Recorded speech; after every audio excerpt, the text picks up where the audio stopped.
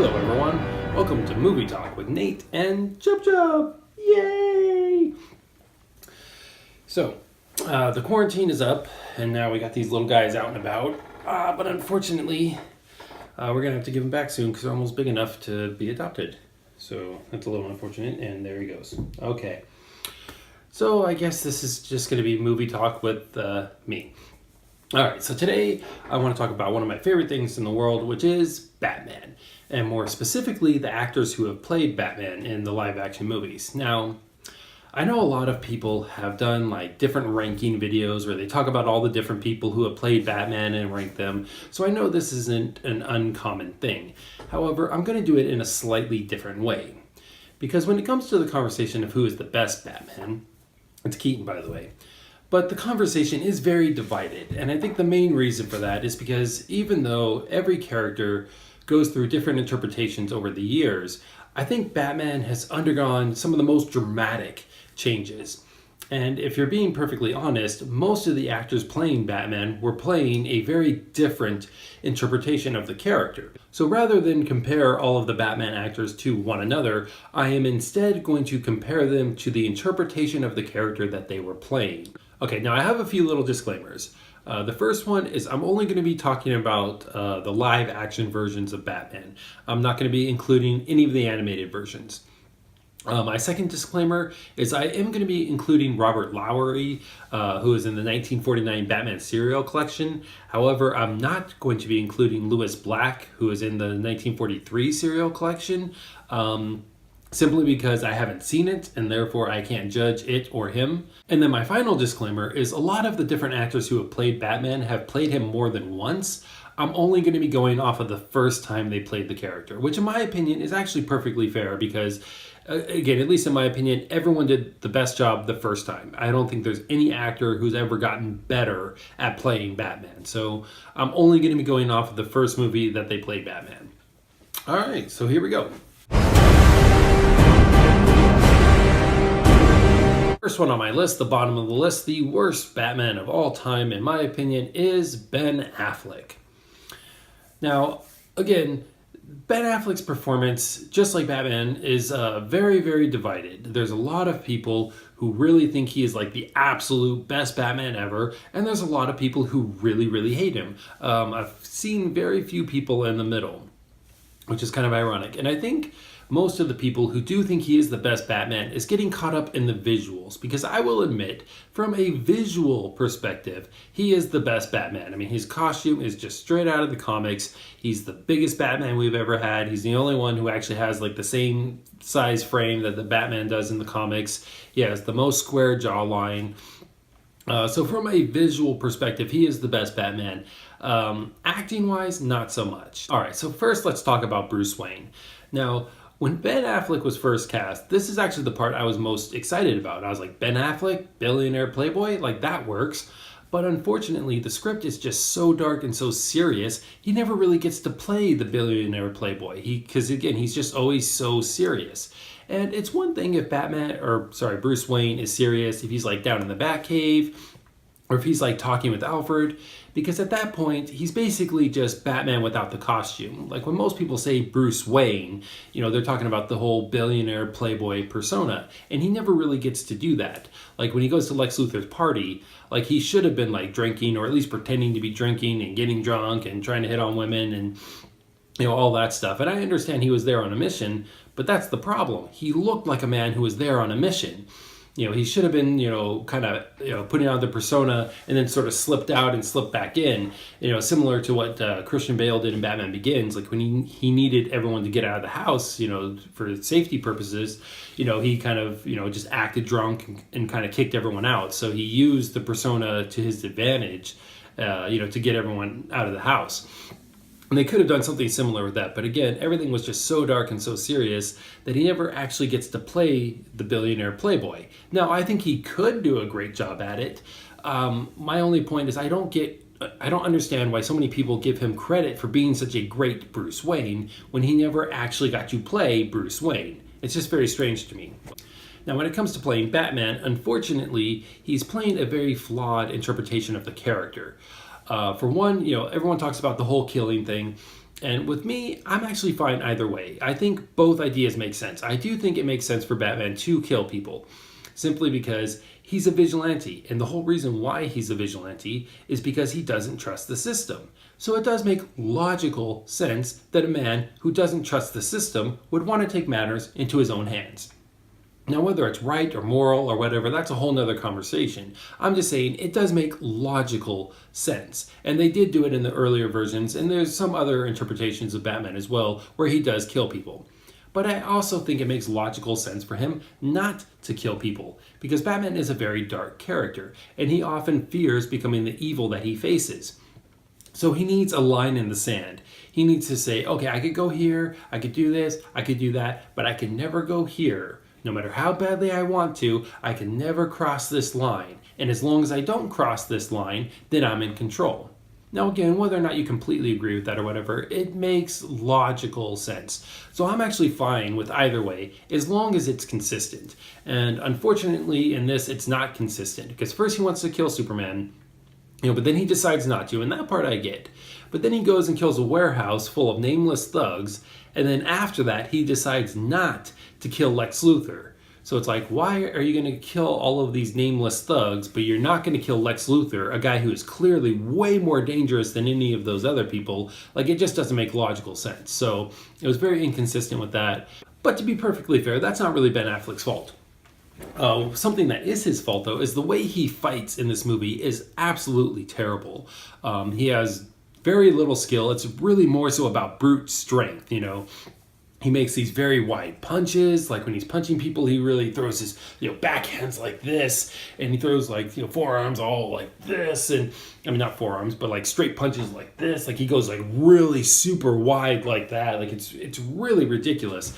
And as a result, he gets hit a lot, and he gets shot a lot, and he gets stabbed a lot. Luckily he pretty much has an invulnerable suit. But my point is it's all really about brute strength. And any older, more experienced fighter will tell you that that's stupid, whether they're a boxer, MMA fighter, military, whatever. Any older, more experienced fighter will tell you that this is not a good strategy, especially if you're taking on like a group of people. The best thing you want to do is pick your shots. Try to inflict as much damage as possible with as little effort as possible. But this whole idea of, I'm just going to use brute strength and just pummel people into the ground, that's a young man's mentality. So it really just makes no sense that this older, more experienced Batman has this young man's mentality of, I'm just going to use brute strength and just pound people into the ground. It just makes no sense. Now, some of you might be thinking, well, that's not really Ben Affleck's fault, but actually it kind of is. Because I think the reason why they did it this way is because Ben Affleck was so focused on getting buff, he didn't worry about maintaining his flexibility. And I'm not talking about when he's in that big mech suit fighting Superman, because I understand why he's slow and clunky in that. I'm talking about when he's in the regular suit, and I'm also talking about just when he's Bruce Wayne. He's always very stiff. Like there's a scene where he's trying to cross his arms, and he's literally like this. It was actually difficult for him to just cross his arms. And like the way he walks, like he kind of has his shoulders like this, and he does this. Like he's just always super duper stiff. And for anyone who's thinking, well, what are you talking about? Didn't you watch the warehouse scene? Yeah, I got bad news for you. That's like 90% CG. The overwhelming majority of that scene was not Ben Affleck. It was CG. I could tell when it's CG because the character would suddenly get a little thinner, and there's never any close-up shots of his face. Anytime he's ever moving fast or doing something quickly, you don't see his face. And anytime you do see his face, the movements are very slow, very clunky. So yeah, he just had no flexibility. So that is his fault. And it just makes no sense for the character. But my biggest gripe with Ben Affleck's performance is the fact that he just doesn't look natural. If you watch my videos, you're going to hear me say this a lot. I do understand that actors are acting. I get that. But it's their job to look natural. We're not supposed to be thinking that they're acting. We're supposed to believe that this is just the way they naturally are. And Ben Affleck was terrible at convincing me. Whenever I see him, I never forget. My suspension of disbelief never kicks in, and I never forget that I'm watching a movie and say, wow, that's Batman. I'm always painfully aware that I am watching a guy trying to act like Batman. And that's really the biggest reason why I have such a problem with his performance and why he is at the bottom of the list.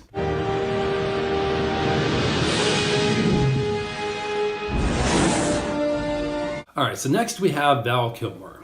Now, I really, really hate to put Val Kilmer so low on the list because I do think he's a great actor, and I do think he could have been a great Batman.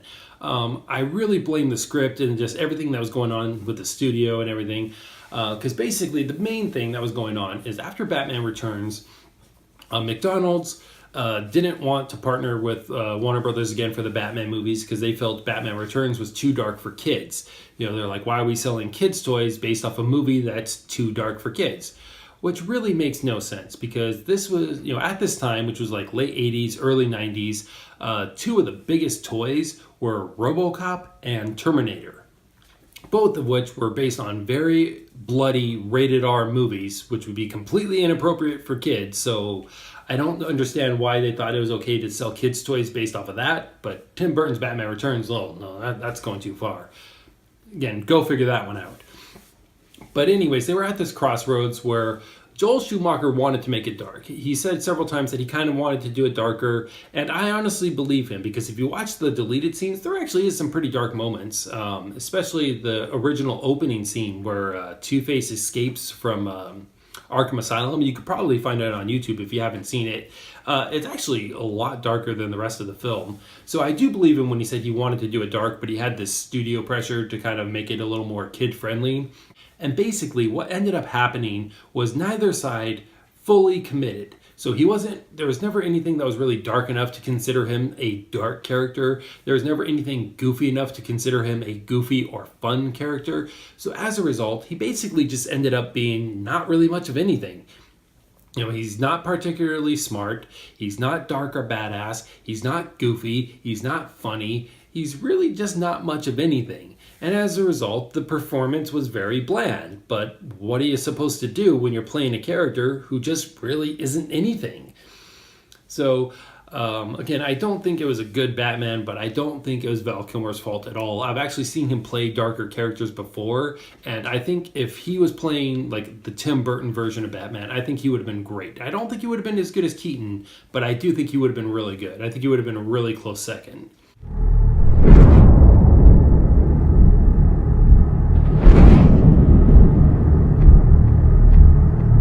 All right, so next we have Christian Bale.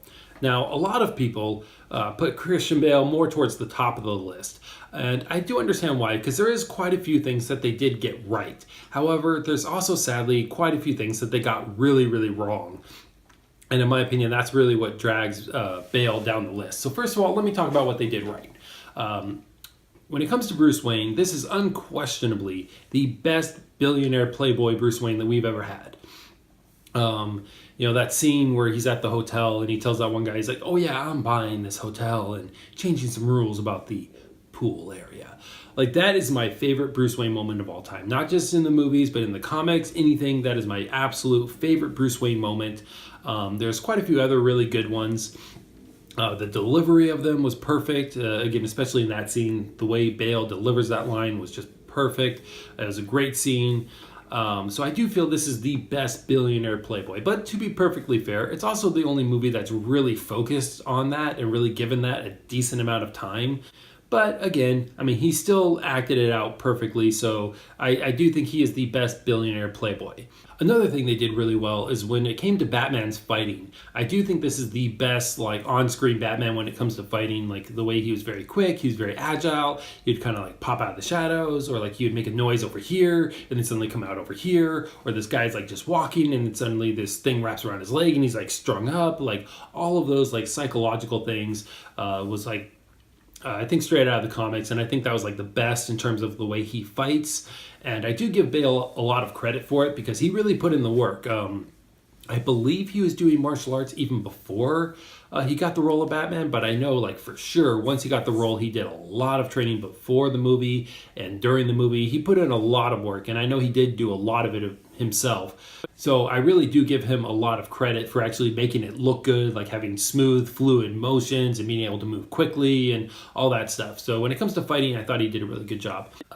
Oh, God. Okay, come here. Hey, look who came back.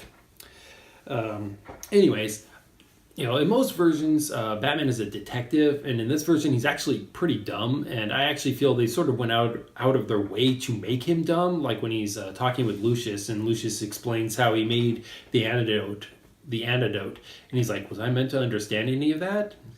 It's like, yeah, you should. You're freaking Batman. Like I understand why he couldn't come up with the formula while he was intoxicated. But he should understand like the process and what's going on and everything. He's supposed to be a smart character. But then again, that's not really Bale's fault. One of the other things is kind of going based on that is the main idea behind Batman is the fact that he has worked so hard and dedicated himself so much that he has become more than just a man. And they say that in the Nolan films like a lot. But if you actually watch the films, everything they show us is the exact opposite because they spent so much time trying to make it more realistic and grounded in reality that they actually made Batman a lot more of a vulnerable character. He's a lot more flawed. He has a lot more self-doubt. He makes a lot more mistakes. He has to ask for help a lot more. And normally these things would kind of be good for a character.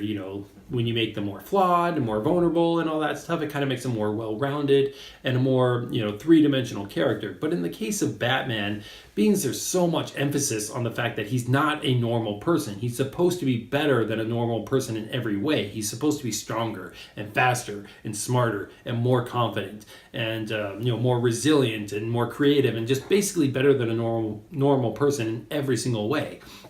So it really kind of contradicts that. And for anyone who's thinking, well, maybe that's not the interpretation they were going with. Yes, it is, because again, they do say in the movie several times, the whole more than just a man, thing. So that is the interpretation they were going with. They just really contradicted it. And I do at least place partial blame on Bale because a big part of that came through his performance. He played the character with a lot of vulnerability and self-doubt and everything like that. So a lot of that wasn't just the script, it was his performance as well. But then the last thing is I felt his performance overall was very inconsistent. Similar to Ben Affleck, I just didn't feel it looked natural all the time. Like there's certain moments where I think he does good and it looks natural and it looks great. And then there's other moments where it doesn't. And it's not just because of the voice. Like I know everyone gives him so much crap about the voice.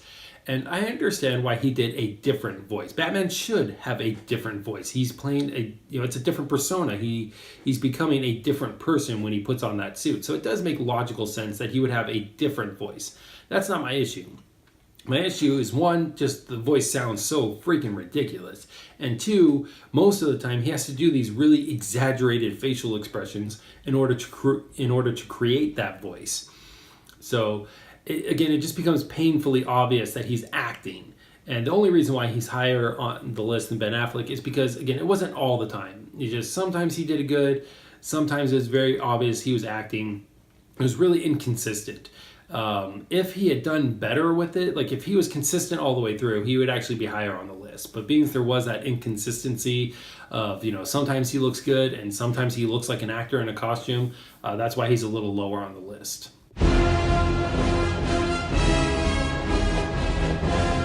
All right, so next we have George Clooney. Now, a lot of people would put George at the bottom of the list. And I do understand why, because most people, including myself, feel that Batman should be a darker character. And the George Clooney version obviously wasn't dark. But then it goes back to the whole Nozo, get down. Sorry about that. I have too many animals. Anyways, so it goes back to the whole interpretation thing. I'm basing these actors, I'm judging these actors based on the interpretation they were playing. And if you watch the movie, there's all these, really bright colors, bright sets, a lot of cheesy dialogue. They're clearly not basing this off of the darker comics. This is based off the Adam West TV show. And based on that interpretation, George Clooney was actually pretty good. He was able to sell a decent amount of this incredibly hokey dialogue, which is saying something. I don't think he did as good as Adam West, but he was able to sell some of it. And again, that's saying something. And just overall, I felt that he didn't really seem like he was acting. He didn't seem like he was trying to be goofy or trying to be this or trying to be that. He was able to make it look pretty natural, which again, considering what he was doing and the script he was given, I feel that's pretty impressive. So that's why he's a bit higher on the list.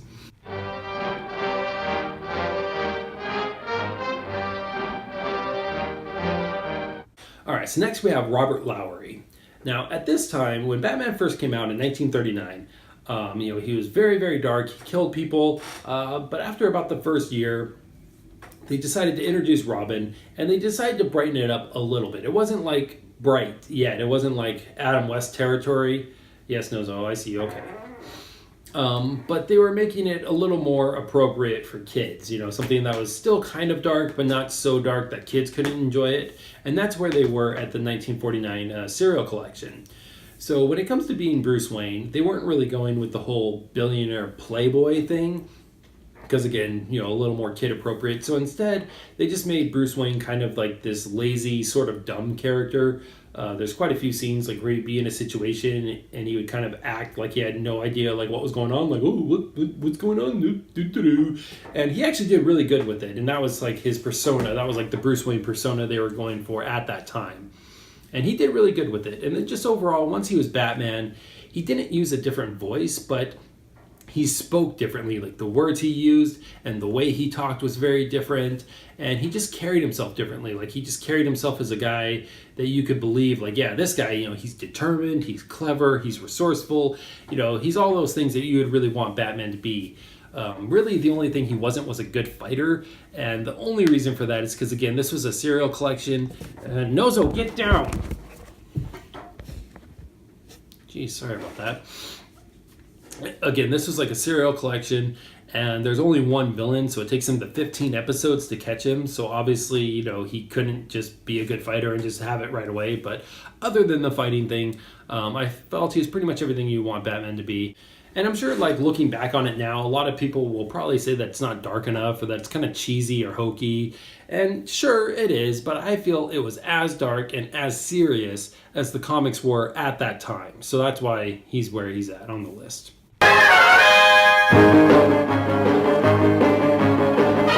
All right, so next we have Adam West. Now, I've kind of spoiled some of this when I was talking about George Clooney, but I'll go ahead and explain a little more anyways. I do feel that Batman should be a darker character, but since this is the interpretation they were going with at that time, Adam West was absolutely fantastic. He was able to sell this incredibly cheesy dialogue, and he sold it, man. And it's funny because as I was making this list, I thought to myself, you know what? Adam West should have been in the Star Wars movies, because everyone talks about how bad the dialogue is in those movies, but Adam West could have sold it.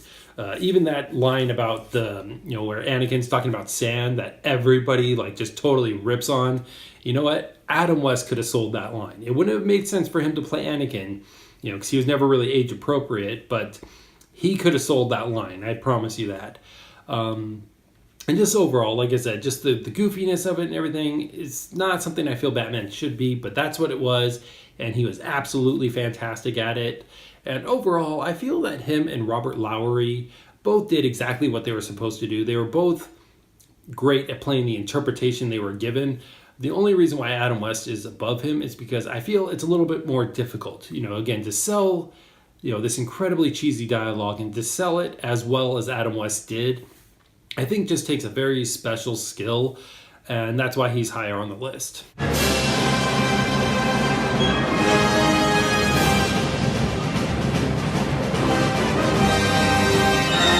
All right, and my number one pick is obviously Michael Keaton. And the reason why I put him at the top of the list is because I feel he is the best combination of interpretation and performance. Now, first, I want to go ahead and kind of discredit a couple of the common complaints when it comes to Keaton. One is that he's not big enough and that he just doesn't look intimidating. Like, oh, who would be afraid of that guy? But the problem with that question is the word guy. They're not afraid of a man. They're not afraid of some buff guy in a costume. They're afraid of the persona. They've seen him disappear. They believe he has supernatural abilities. They believe he cannot be killed. And that's the biggest thing. If something is coming after you, whether it's a robot, an animal, another person, whatever, if something is coming after you and you believe this thing cannot be killed, you cannot stop this thing from coming after you, that's scary no matter what it looks like. And they did a great job of establishing that persona in the movie. They constantly talk about, I heard he drinks blood. I heard he can't be killed. And, all of these things. And then, there's times where they shoot him and he gets right back up. At one point, he actually blocks a bullet. He just stands there and just blocks a bullet and deflects it back, or at the end he survives a plane crash and he's bloody and he's burnt and he still just pushes the rubble off himself, gets right up and just keeps going. So you really get the sense like, wow, there's nothing that's going to stop this dude. And again, that is what the villains are afraid of. And I feel that was demonstrated very well throughout the movie. So I do think he was intimidating, mainly because, of the whole persona. Another common complaint is, once again, based on his size. They feel, oh, he's too small to be going around, beating up all these guys. Well, Bruce Lee is considered by many to be the greatest martial artist of all time. And he was a small dude. I mean, he was physically fit, but he wasn't big. He was only like 5'6", 5'7", somewhere in that neighborhood, and like 135 pounds. He was smaller than Michael Keaton. But not only was he extremely skilled and extremely fast, if you ever watch like training videos with him and stuff, like where he's like hitting or kicking a punching bag, like he had power. Like he could get that thing rocking like way more than like big buff guys can. And I know there's several martial artists who work with him, like Chuck Norris and several other people, who said that Bruce Lee could hit harder than anyone they had ever met in their entire life.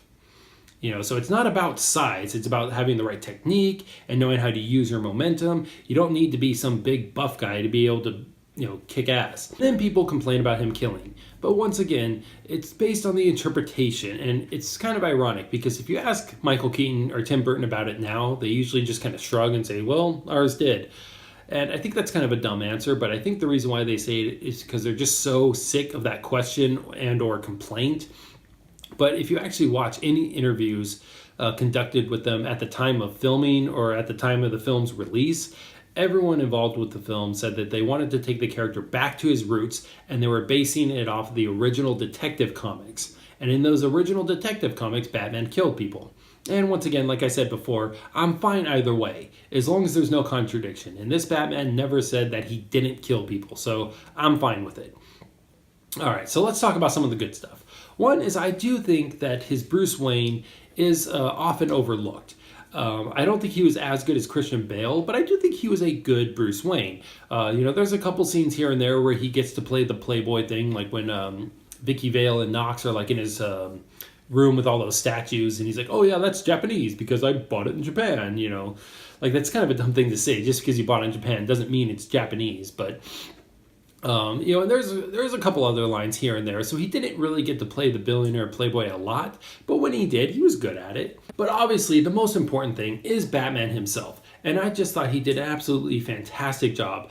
He did change his voice. When he was Batman, he had a much lower tone voice. It did seem very natural, and just overall, the whole performance seemed natural. Michael Keaton has this way about him where he's able to be very intense with doing very little. I mean, everyone knows the whole let's get nuts scene, like where he yells and screams and all that. But there's several other scenes where he's able to be very intense without having to do a lot. A lot of times he could do it just through his eyes. Like he doesn't even need to say anything. He could just be super duper intense with his eyes.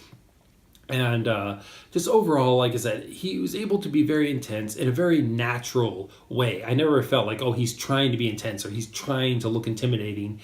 It was very believable that this is just the way he naturally is. And that's overall the main reason why I consider him to be the best Batman, is because I never think, oh, this guy's trying to act like Batman. It just feels like, hey, this is the way this guy is. And overall, like I said, that's what any actor is supposed to do. They're supposed to convince you that this character is just the way they naturally are. And I think out of the darker interpretations of the character, Michael Keaton is the only one to do that. Everyone else who's played a darker interpretation just goes too far with it. They just go too far and it just doesn't look natural. So that's why I put Keaton at the top, because I think he's the best combination of the interpretation, which is the darker interpretation, which I think makes more sense for Batman. And I think he's the only one to actually play the darker interpretation naturally and convincingly. All right, so that's my whole list. Say goodbye, Chub Chub. Bye-bye. Mwah.